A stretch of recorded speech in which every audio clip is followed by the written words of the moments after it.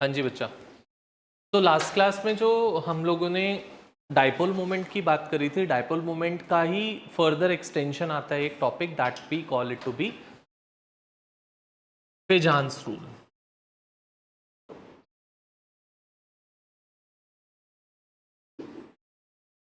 फेजान्स rule क्या कहता है, किस लिए डिस्कशन करता है, उस पे आते हैं। फर्स्ट बेटा, Fajans rule came into existence to decide about the covalent nature of the compounds. किसी भी कंपाउंड का कोवेलेंट नेचर प्रिडिक्ट करने के लिए, कोवेलेंट नेचर बताने के लिए there came the Fajans rule. Fajans rule existence में आया to decide about the covalent nature of the compounds. हमें बोला गया that so and so 3-4 compounds are being given and we need to arrange them in the order of their covalent nature. So for that we moved over to the Fajans rule. ये क्या कहता है? ये दो चीजों पर discussion करता है हमसे। एक, that is given the name of polarising power, जो कि किसकी होती है बच्चा? That is of cation. Cation की होती है पोलराइजिंग पावर। होती क्या है पोलराइजिंग पावर? किसी भी एक आयन की, दैट इज केटायन की पर्टिकुलरली, टेंडेंसी की वो एनायन के, द अदर आयन के इलेक्ट्रॉन क्लाउड को डिस्ट्रॉट कर सके, डिस्टर्ब कर सके। मतलब जितना ज्यादा एक पर्टिकुलर केटायन पे चार्ज होगा उतना वो क्या कर पाएगा? उस दूसरे वाले आयन के इलेक्ट्रॉन क्लाउड को डिस्ट्रॉट कर सकता है, डिस्टर्ब कर सकता है। तो that distorting tendency, that disturbing tendency of cation for the anion, we call it to be the polarizing power. अगर मैं इन अ स्टेटमेंट बोलना चाहूं, the tendency of an ion to distort the electron cloud of other ion, दूसरे ion के electron cloud को distort कर दे, disturb कर दे, उस टेंडेंसी को हम क्या नाम देते हैं? Polarising power, which is directly proportional to charge and inversely proportional to radius और साइज, कुछ भी कह सकते हैं हम लोग। एंड एक और टर्म आती है जिसको बोलते हैं बेटा हम क्या?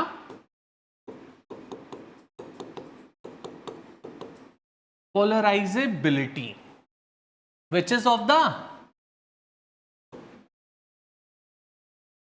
मतलब केटायन इसको आके डिस्ट्रॉट करना चाह रहा है, डिस्टर्ब करना चाह रहा है, ये केटायन को अपोज करेगा या उसको सपोर्ट करेगा डिस्ट्रॉशन में, उस टेंडेंसी को, उस पावर को I call it to be the polarisability of an ion, the tendency of an ion to distortion. कोई मुझे डिस्ट्रॉट कर रहा है, am I supporting that particular ion for distortion और am I opposing that particular ion for distortion? We call it to be the polarisability and that is of an ion, and it is directly proportional to charge as well as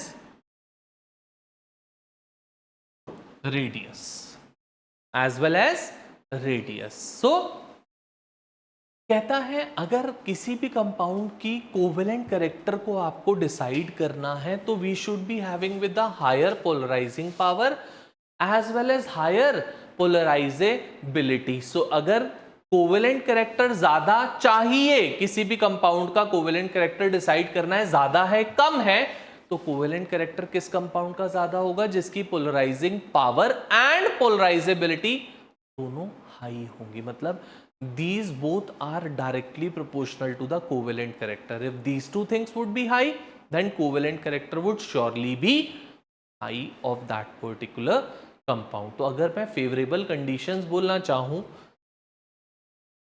factors supporting the covalent nature बोलना चाहूं तो क्या मैं ये कह सकता हूं बच्चा? सबसे पहला फैक्टर हमने क्या बोला?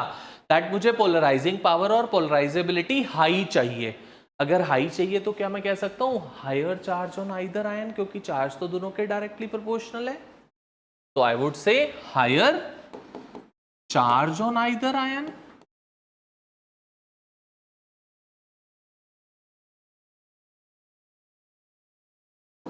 सेकेंड इज स्मॉलर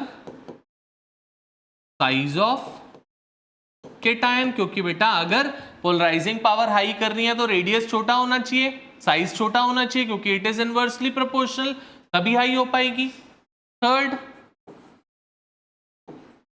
लार्जर और bigger size of anion. Can I say these three conditions would be the favorable conditions for a compound to have the high covalent character?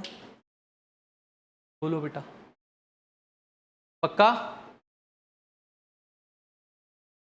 So higher charge on either ion, smaller size of cation, larger size of anion, that would be giving us the high polarizing power as well as polarizability, which would account for the high covalent character. ठीक है, चलिए आगे examples देखें बेटा, अगर हो गया हो तो।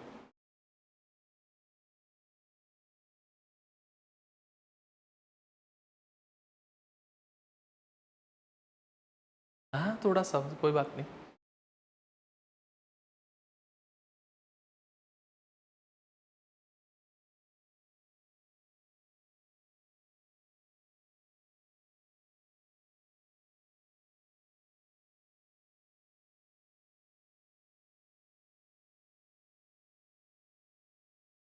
चले बेटा,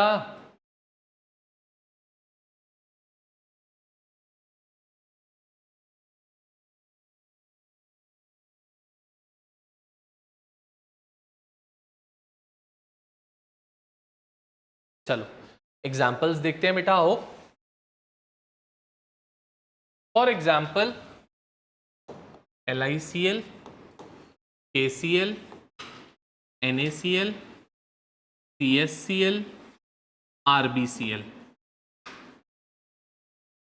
इनको अरेंज करते हैं in the order of their covalent nature. Covalent nature के ऑर्डर में इनको मुझे अरेंज करना है।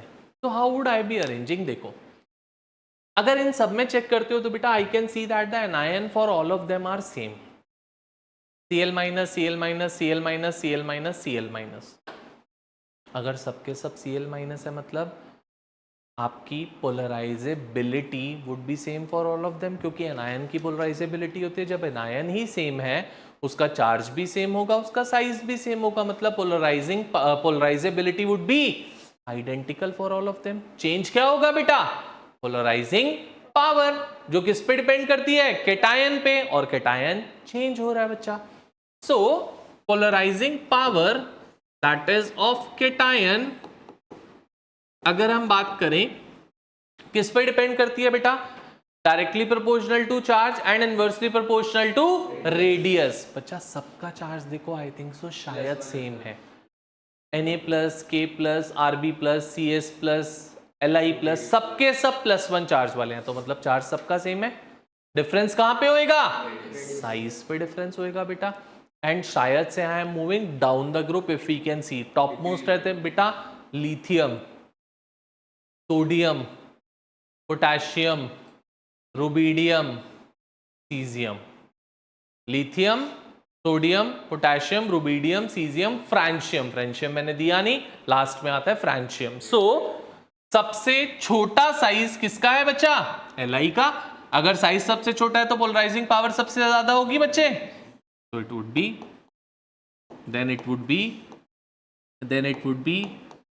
then it would be rubidium, and at the last it would be, किसी को डाउट है, नहीं क्लियर हुआ हो तो बोलो बच्चा। हाँ जी, पहले रुबिडियम, फिर सीजियम, फिर फ्रांशियम। क्लियर बेटा? अब पोलराइजिंग पावर अगर ये ऑर्डर है तो शायद से कोवेलेंट नेचर का भी यही ऑर्डर होएगा बेटा, क्योंकि हमने तो बोला अभी दैट कोवेलेंट नेचर और polarising power as well as polarisability are directly proportional to one another, so the order would B,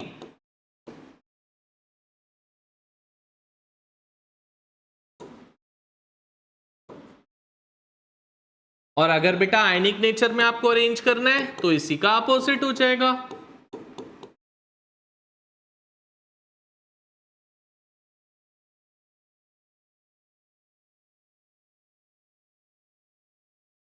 बोलो मेरे बच्चे, किसी को नहीं क्लियर हुआ हो, कुछ पूछना हो तो प्लीज।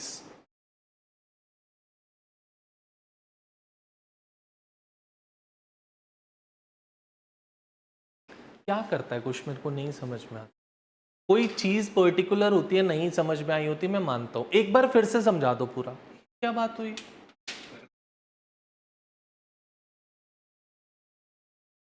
हाँ जी बेटा, नहीं बेटा, साइन देखो,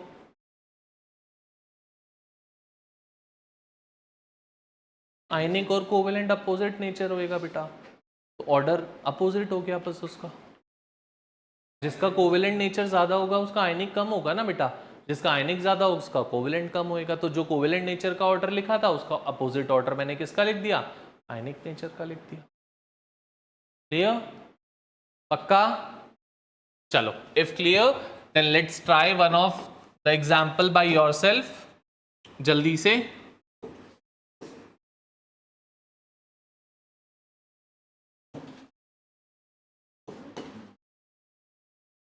वो वाईफाई प्रॉब्लम, जल्दी से यहाँ क्वेश्चंस।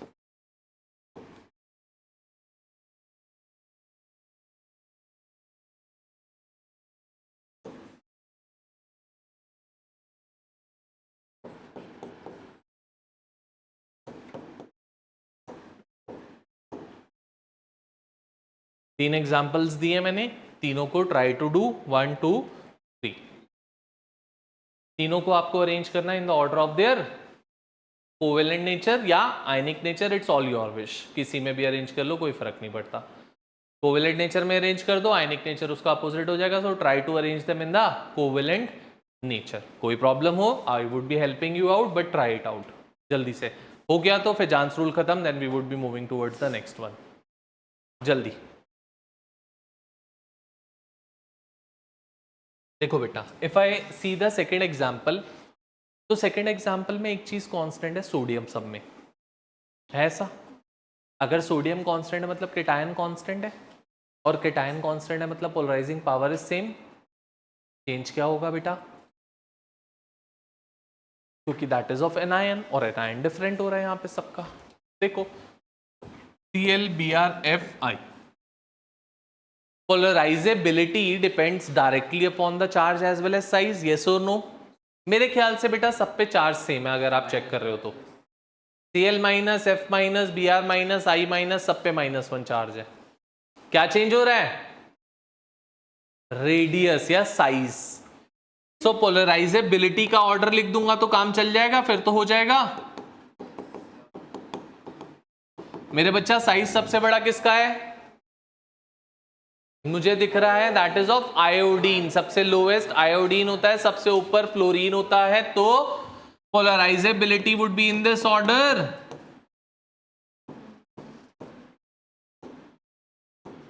बोलो बेटा। हाँ जी, हाँ जी, Na, क्योंकि F का साइज सबसे छोटा होता है और I का साइज सबसे बड़ा होता है। जितना बड़ा साइज उतनी ज्यादा पोलराइजेबिलिटी, और यही ऑर्डर कोवेलेंट नेचर का भी हो जाएगा, हाँ या ना। नेक्स्ट पे आते हैं। हाँ बेटा, कोवेलेंट नेचर ही तो बताना था। आयनिक लिख दे, कोई बात नहीं, आयनिक कोवेलेंट का अपोजिट हो जाएगा, बट जो निकलता है पोलराइजेबिलिटी या पोलराइजिंग पावर से वो कोवेलेंट निकलता है, और आयनिक उसका अपोजिट होता है। अगर आप गलती से आयनिक लिख दोगे तो फिर वो वैसे ही गलत हो जाएगा। अगर आपने पोलराइजेबिलिटी के बेसिस पे आयनिक लिख दिया तो वो तो वैसे ही गलत हो गया, इसका अपोजिट होगा आयनिक फिर अगर लिखना है तो। नेक्स्ट वाले एग्जाम्पल में भी अगर बच्चा देखोगे तो मुझे एनायन सेम दिख रहा है। Cl, Cl2, Cl3 से कोई फर्क नहीं पड़ता बेटा, वो बस इसलिए होते हैं चार्जेस क्रॉस करने के लिए। अगर यहाँ पे 1 है तो ऊपर जाके Na+ बनाएगा, ये 2 है तो ऊपर जाके Mg2+ बनाएगा, ये 3 है तो ऊपर जाके Al3+ बनाएगा, और कोई फर्क नहीं पड़ता उससे। अब तीनों पे अगर मैं देखूं तो बेटा एनायन सेम है, मतलब polarisability is same for all 3 of them. Change क्या हो रहा है, polarising power Na+, Mg2+, Al3+। सबसे ज्यादा चार्ज किस पे है, तो मतलब चार्ज के अकॉर्डिंग तो एल्यूमिनियम होना चाहिए, पोलराइजिंग पावर साइज भी चेंज हो रहा है क्योंकि we are going from left to right, आया ना? Na फिर Mg फिर Al, लेफ्ट टू राइट जाते हुए साइज डिक्रीजेस। तो सबसे छोटा साइज किसका? अगर एल्यूमिनियम का साइज छोटा है तो पोलराइजिंग पावर सबसे ज्यादा एल्यूमिनियम की। दोनों फैक्टर्स कह रहे हैं that aluminium should have the higher polarising power. तो पोलराइजिंग पावर का ऑर्डर क्या हो गया बच्चा? Al3 AlCl3 MgCl2 Na। Ronit समझ में आया? कोई डाउट है तो पूछ बेटा। बेटा पीरियोडिक टेबल याद नहीं करनी होती, ये तो सारे एलिमेंट नोन एलिमेंट्स हैं, कोई भी अननोन वाला नहीं था एक्सेप्ट फॉर Fe। अगर मैं बात करूं तो आपको पोजीशन नहीं पता, नहीं तो Fe भी 30 तक तो हम लोगों ने डिस्कस ही किया बेटा। तो 26 होता है, 8 होता है। पोलराइजिंग पावर का ये ऑर्डर है तो कोवेलेंट नेचर का भी यही ऑर्डर हो जाएगा बच्चे, हाँ या ना? और आयनिक का इसके अपोजिट। चलो नेक्स्ट, यहां पे भी बेटा अगर देख रहे हो तो केटायन अलग है। अलग का सेंस मतलब चार्ज अलग है केटायन पे। वैसे तो दोनों चीजें सेम है, Fe Cl, बट डिफरेंस कहाँ है? एक में Fe पे +2 चार्ज है, दूसरे में Fe पे +3 चार्ज है। फेरस और फेरिक पढ़ा है हम लोगों ने, ferrous chloride, ferric chloride, ferrous और फेरिक, ठीक है। फेरस सल्फेट पढ़ा होगा हम लोगों ने, Fe2SO4 होल पूछ रहा हूं मैं तो, होल थ्राइस वही तो बोल रहा हूं, होल क्यों होगा यही तो बोल रहा हूं, होल थ्राइस। तो यहां पे बेटा आप चेक करोगे तो Fe पे चार्ज वेरी कर रहा है, Fe2+ और Fe3+। Cl तो दोनों में सेम रहेगा, मतलब कोवेलेंट नेचर अगर डिसाइड करना है तो पोलराइजिंग पावर से डिसाइड होएगा, पोलराइजेबिलिटी से तो बिल्कुल डिसाइड नहीं हो सकता, हाँ या ना? तो बेटा यहाँ पे Fe2+ है, यहाँ पे Fe3+ है, polarising power is directly proportional to charge. तो चार्ज किसका ज्यादा है? Fe3+ का। पोलराइजिंग पावर किसकी ज्यादा होगी? Fe3+ की। तो ऑर्डर क्या हो जाना चाहिए?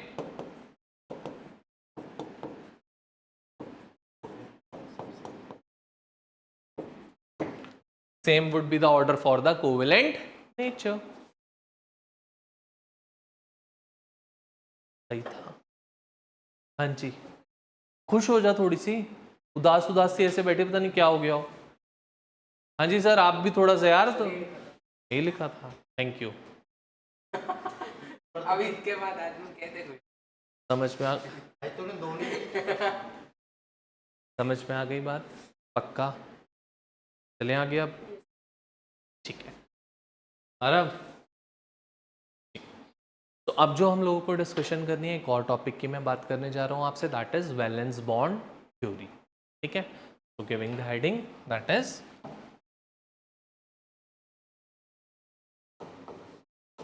हिंदी में पढ़ना है बेटा, मेरे को नहीं आती ना यार इसलिए।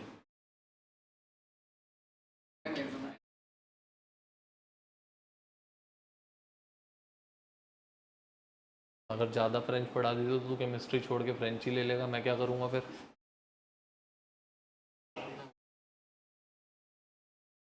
अरे इसमें इंग्लिश तो समझ में आती है, यही तो नहीं आता कि चार्ज रेडियस ये वो। Valence bond theory, very very important topic again. This topic was basically, this theory was being given to us by two scientists, that is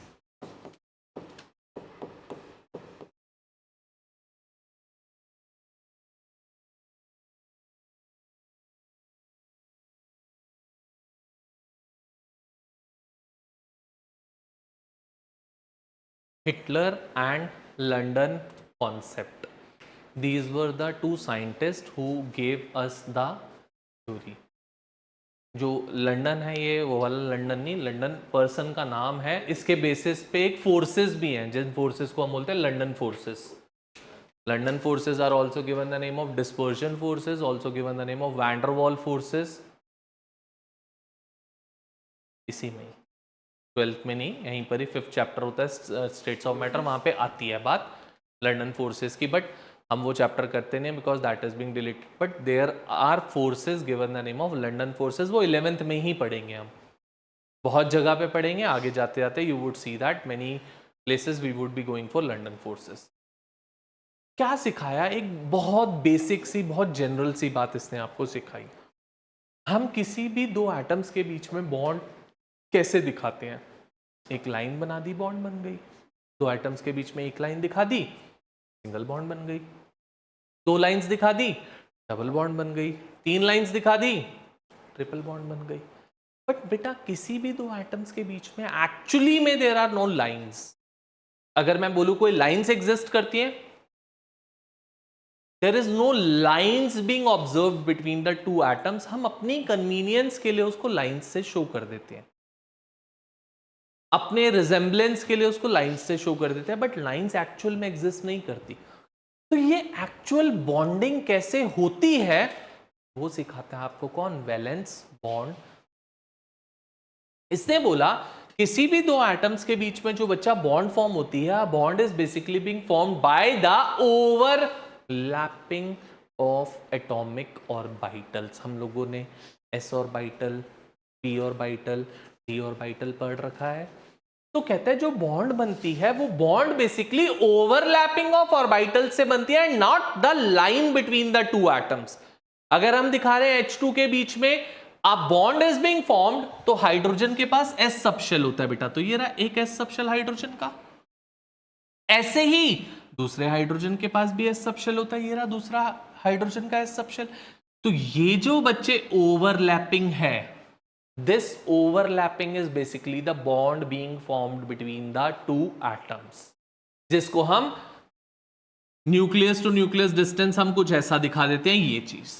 This overlapping is basically the significance that a bond is being formed between the two atoms. So they said that a bond is being formed by the overlapping of atomic orbitals. And किसी भी एक bond की जो strength होती है कि कोई bond strong बनेगी, कोई बॉन्ड वीक बनेगी, कोई बॉन्ड मतलब बहुत ज्यादा वीक है, बहुत ज्यादा स्ट्रॉन्ग है, that is only and only being decided by the extent of overlapping. दो एटम्स इतना ओवरलैप्ड है या इतना ओवरलैप्ड है, या पूरा एटम एक दूसरे पे ओवरलैप रखा है, कितना एक्सटेंट ऑफ ओवरलैपिंग है वो डिसाइड करता है कि बॉन्ड कितनी स्ट्रॉन्ग होगी, स्ट्रेंथ क्या होगी बॉन्ड की। The more the extent of overlapping the stronger the bond form, the lesser the extent of overlapping the weaker the bond formed. तो बॉन्ड बनती कैसे है, बॉन्ड की स्ट्रेंथ कैसे डिसाइड करते हो, that is being given to us by the VBT, valence bond theory, given by Hitler and London. So I would write over here, a bond is formed by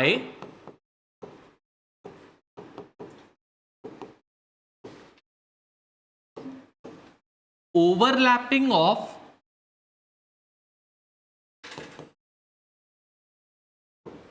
atomic orbitals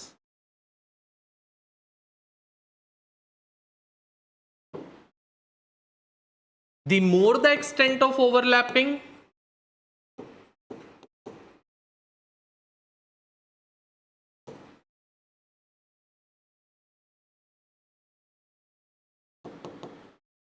the stronger the bond formed.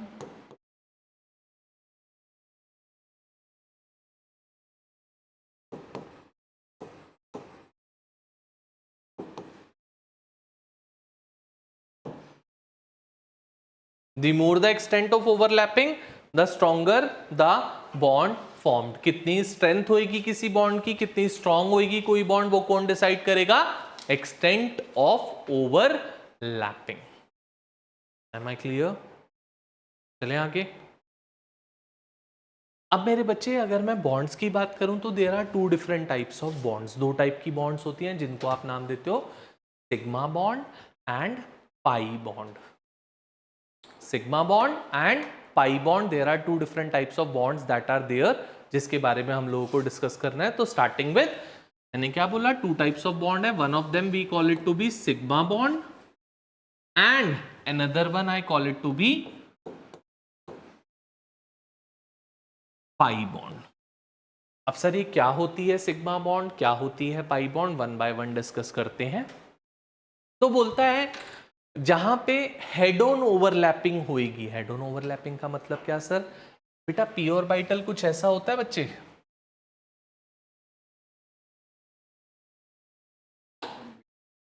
होता है ऐसा, एक P orbital से दूसरा P orbital ऐसे overlap कर रहा है कुछ, this overlapping is head to head overlapping, this head on overlapping I call it to be the sigma bond, and a sidewise overlapping मतलब कुछ ऐसा,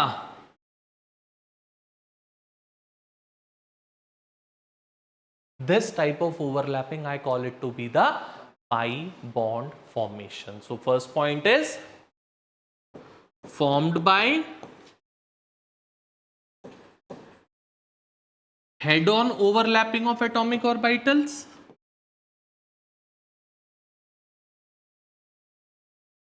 अभी बात करेंगे बेटा,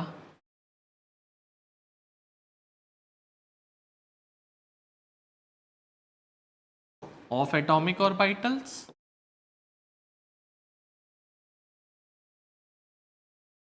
and अगर मैं पाई बॉन्ड की बात करूं तो formed by the sidewise overlapping of atomic orbitals.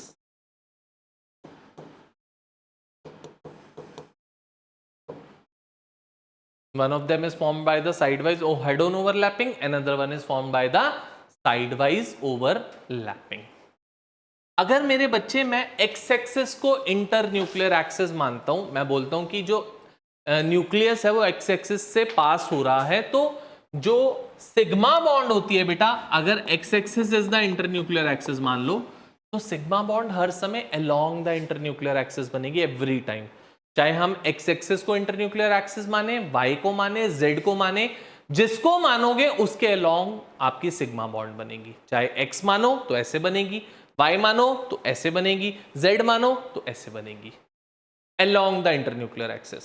और pi bond is always being form perpendicular to internuclear axis. अगर एक्स एक्सिस को आपने इंटरन्यूक्लियर एक्सिस माना है तो पाई बॉन्ड यहां पे ऐसे बनेगी, this loop and another loop perpendicular to internuclear axis. जो भी एक्सिस को, मतलब मान लो हमने एक्स एक्सिस को इंटरन्यूक्लियर एक्सिस माना था ये, तो पाई बॉन्ड कहां बनी है, उसके परपेंडिकुलर बनी या नहीं बनी बेटा एक्स एक्सिस के?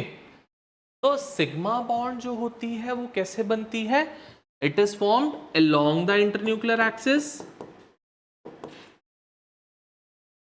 along the INA, that is internuclear axis, and it is formed perpendicular to INA.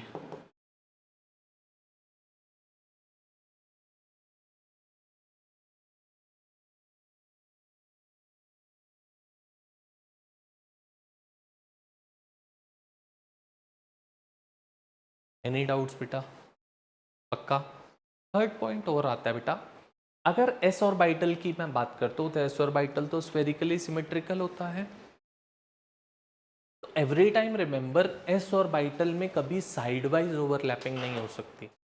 आप कैसे भी ओवरलैप करो वो हर समय हेड से हेड ही ओवरलैप हो सकता है, साइडवाइज कभी ओवरलैप नहीं होता। तो मतलब s orbital is involved in the sigma bond formation, whereas s orbital is not involved in the pi bond formation. Got it?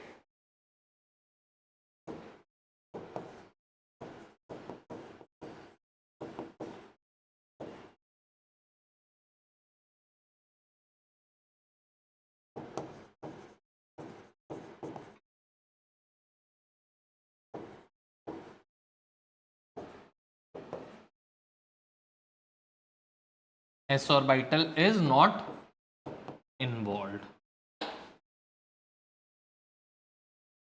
बोलो बेटा, कोई डाउट्स हैं, कुछ पूछना है, please tell. Internuclear axis तो छोटा सा एक पेज दियो, छोटा छोटा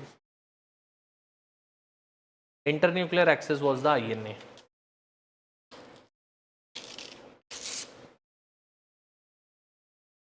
जल्दी से नोट डाउन करो, आगे चलेंगे। मैं बॉन्ड फॉर्मेशंस दिखाऊंगा आपको कि बॉन्ड फॉर्म कैसे होती है, sigma bond and pi bond both. जल्दी।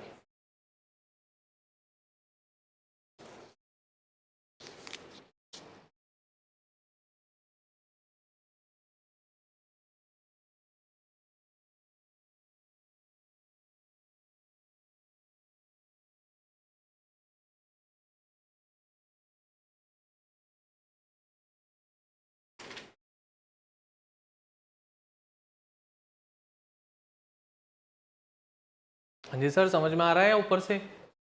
पक्का? थोड़ा सा आ रहा है या थोड़ा सा नहीं? अभी क्या है, थोड़ा सा।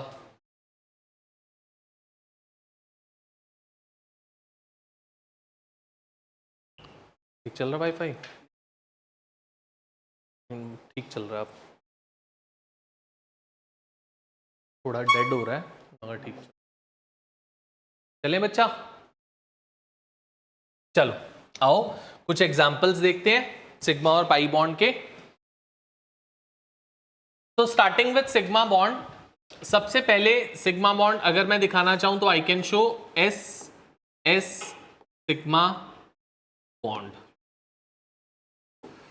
मतलब दो एस ऑर्बिटल्स के बीच में I am forming the sigma bond. तो एस एस सिग्मा बॉन्ड की बात करने जा रहे हैं। सबसे पहले हम एस एस सिग्मा बॉन्ड का एग्जांपल कहना है, गिव H2। बोलो बेटा, क्योंकि दोनों हाइड्रोजन के पास एस सब शेल होता है। So this is the case. So I am assuming X axis as the internuclear axis. तो मतलब सिग्मा बॉन्ड मैंने क्या बोला, it would be formed along the internuclear axis.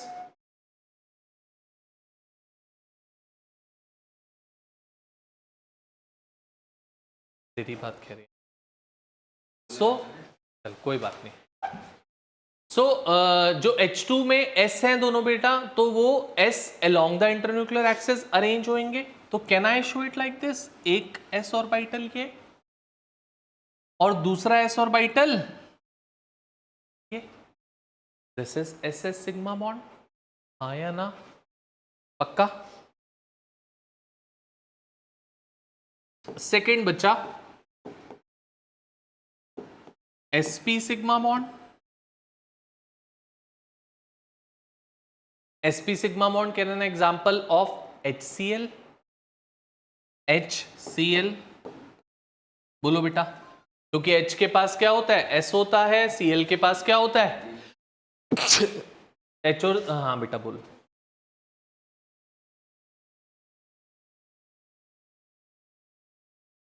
बिल्कुल हो सकता है।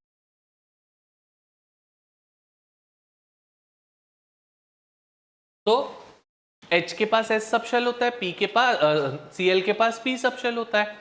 If I am taking X axis as the internuclear axis, so this is H spherically symmetrical and this is P, a dumbbell shape.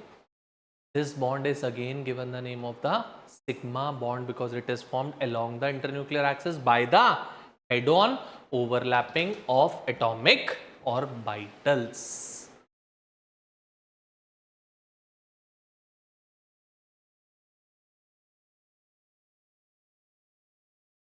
Third बेटा, इसी में ही sigma bond में third is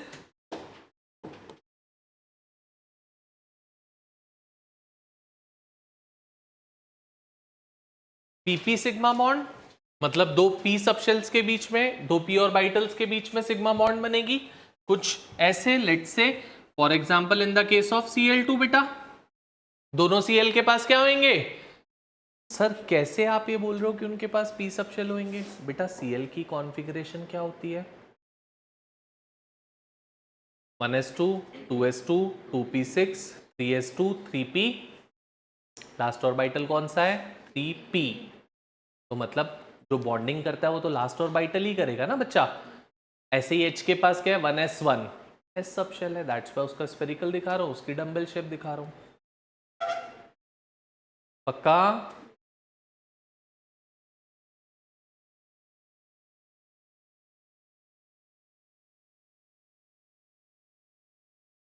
तो बच्चा एक का P orbital it would be this, दूसरे का P orbital it would be this. दोनों एक दूसरे से हेड ऑन ओवरलैप हुए। This particular type of overlapping I call it to be P P sigma bond. Are we clear? अच्छे से। Next आती है बेटा पाई बॉन्ड। नाउ हम लोगों को डी की बात नहीं करनी है, that's why I am not discussing about D. Next comes is the pi bond, so I am going for, let me make you one thing clear that बेटा pi bond अकेले एग्जिस्ट नहीं कर सकती। तो मतलब pi bond can only and only exist in combination, sorry, in combination with sigma bond. मतलब अगर sigma bond exist कर रही है तो ही पाई बॉन्ड एग्जिस्ट कर सकती है। अकेले हम कहें कि पाई बॉन्ड एग्जिस्ट कर रही है दो एटम्स के बीच में, सर ऐसा क्यों? बेटा क्योंकि pi bond is the second और third bond formed between two atoms. जैसे कहीं पर अगर डबल बॉन्ड बनी हुई है इसी मॉलिक्यूल में, if there is a double bond, तो उस मॉलिक्यूल में there would be one sigma bond and one pi. पहली बॉन्ड हर समय सिग्मा बॉन्ड ही बनेगी। Second bond and third bond if there would be between the two atoms then it would be pi bond. जैसे sir ये देखो, यहां पे एक सिग्मा एक पाई है O2 के बीच में, तो पहली बॉन्ड ये वाली बनी, let's say this is sigma and this is,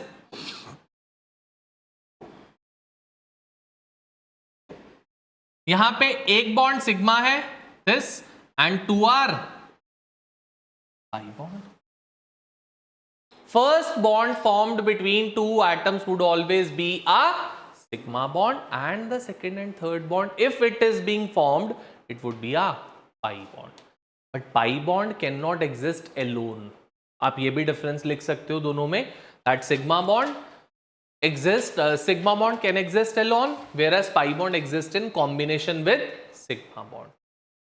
pi bond cannot exist alone। ठीक है बेटा। अब मैं अगर आपको पीपी पाई बॉन्ड दिखाना चाहूं तो पीपी पाई बॉन्ड अलग से कुछ एग्जिस्ट नहीं करती। अगर सिग्मा एग्जिस्ट कर रही है तो ही पाई होगी। मतलब मान लो ये मॉलिक्यूल है, तो मैंने पहले सिग्मा बॉन्ड लेट से ये दिखा दी O2 की, तो अब इसके बाद क्या बनेगी O2 में एक पाई बॉन्ड बनेगी। Make one thing very much clear that pi bond can not exist independently.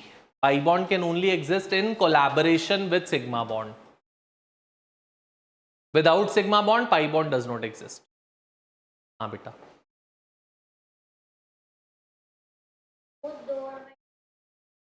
Pi bond अलग बनेगी बेटा।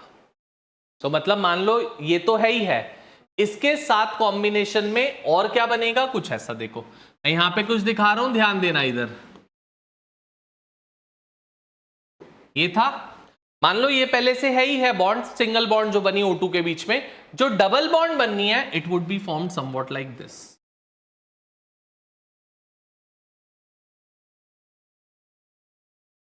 कुछ ऐसा, ये बनी डबल बॉन्ड। अगर मैं दोनों को क्लब करके आपको दिखाना चाहता तो I could have shown it like this, जो मुझे नहीं दिखाना था, बट आपको क्लियर करने के लिए कि होता क्या है तो मैं बता रहा हूं।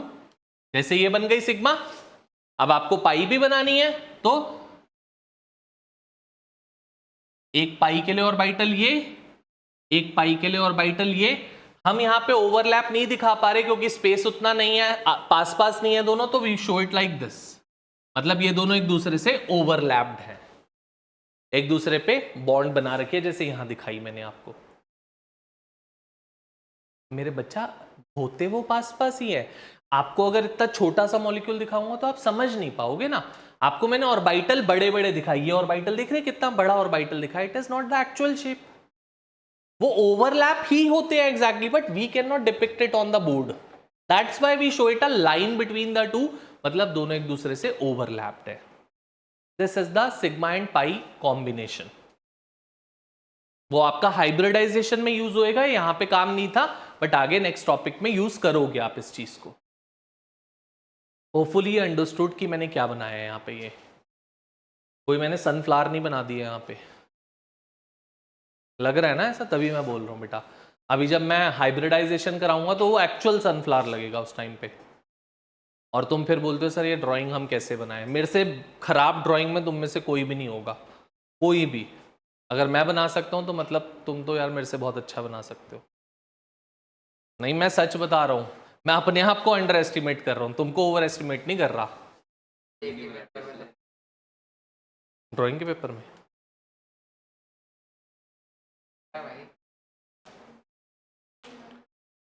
समझ गए बच्चा अच्छे से।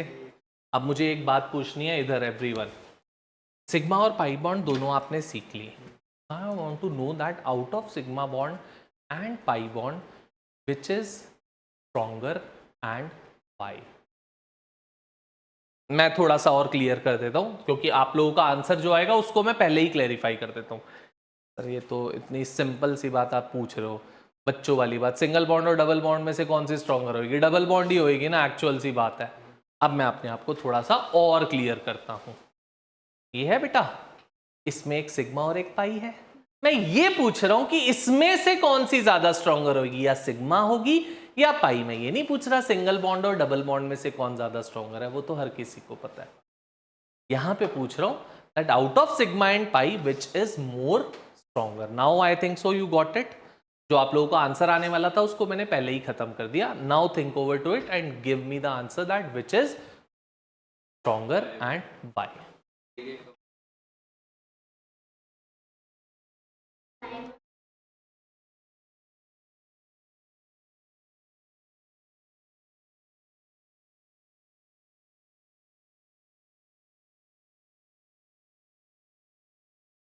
आप लोग आंसर देते हो पाई बॉन्ड, और पाई बॉन्ड का क्यों आंसर होता है वो भी मैं बोल देता हूं। पाई बॉन्ड का आंसर इसलिए, सर देखो ना, पाई बॉन्ड में यहां पे देखो सर, ये तो बिना बिना पूछे ही आंसर देने वाली चीज थी। ये देखो ना सर, यहां पे शेडेड पोर्शन देखो, ये देखो ऊपर और नीचे दोनों जगह वो ओवरलैप कर रहा है। और यहां पे देखो सर, ये देखो यहां पे तो एक ही जगह ओवरलैप कर रहा है, तो ओवरलैपिंग ही वहां पे ज्यादा है, तो वो स्ट्रॉन्गर होनी चाहिए। बट ये गलत है, स्ट्रॉन्गर होती है सिग्मा बॉन्ड, पाई नहीं होती। अब बात आती है ऐसा क्यों? बेटा आपको दिख रहा है कि ऊपर और नीचे ओवरलैप हो रहा, हो भी रहा है, मैं ये नहीं बोल रहा नहीं हो रहा ओवरलैप, बट आपको जितना ज्यादा दिख रहा है ना उतना ज्यादा है नहीं। क्योंकि अगर ज्यादा ओवरलैप हो जाएगा तो एक दूसरे के एटम्स एक दूसरे के न्यूक्लियस के क्लोज आ जाएंगे, न्यूक्लियस टू न्यूक्लियस टच आ जाएगा, इतनी हाई रिपल्शन होगी कि वो मॉलिक्यूल एग्जिस्ट ही नहीं कर पाएगा। तो ये आपको जितना दिख रहा है ओवरलैपिंग, उतनी ओवरलैपिंग हो नहीं पाती। इंस्टेड जब आप हेड ऑन करोगे तो हेड ऑन के केस में ओवरलैपिंग एक्सटेंट ज्यादा हो पाता है। और हमने क्या सीखा, जहां पे ओवरलैपिंग एक्सटेंट जितना ज्यादा होगा वो बॉन्ड उतनी स्ट्रॉन्गर होगी। तो सिग्मा के केस में overlapping extent is very much higher compare to that of in pi, that's why sigma bond is more stronger compared to that of pi bond. Hopefully I have made myself clear. पक्का? हाँ जी sir, समझ में आई बात? Clear अच्छे से? पक्का? Now note it down. With this the VBT theory is being done, valence bond theory is being finished. अब हमारे पास चैप्टर में मेजरली दो टॉपिक्स रह गए हैं, हाइब्रिडाइजेशन और MOT, molecular orbital theory. Major वैसे दो टॉपिक और छोटे छोटे हैं, हाइड्रोजन बॉन्डिंग और रेजोनेंस, दो चीजें और हैं, but major hydrogen hybridisation and MOT. तो दो classes, max two max 3 classes it should be done. और एक और क्लास भी अगर ले जाऊं तो 4 क्लासेस एट मैक्स। बहुत ज़्यादा अगर बोल दिया तो होगा नहीं ऐसा, but 3 classes we would try to wind it up. ठीक है बेटा, पक्का? नोट डाउन कर लो जल्दी से, अगर कोई डाउट्स हैं, प्रॉब्लम्स हैं तो प्लीज़ पूछ लो। इसके बाद बेटा मोस्ट प्रोबेबली मैं रिडॉक्स कराऊंगा, क्योंकि मैक्सिमम स्कूल्स में रिडॉक्स ही आता है, तो मैं रिडॉक्स ही कराऊंगा। कुछ और आ रहा है? वही कराऊंगा बच्चा। So next chapter would be redox only. ये खत्म होने के बाद we would be starting off with redox. Maximum schools would be having that only.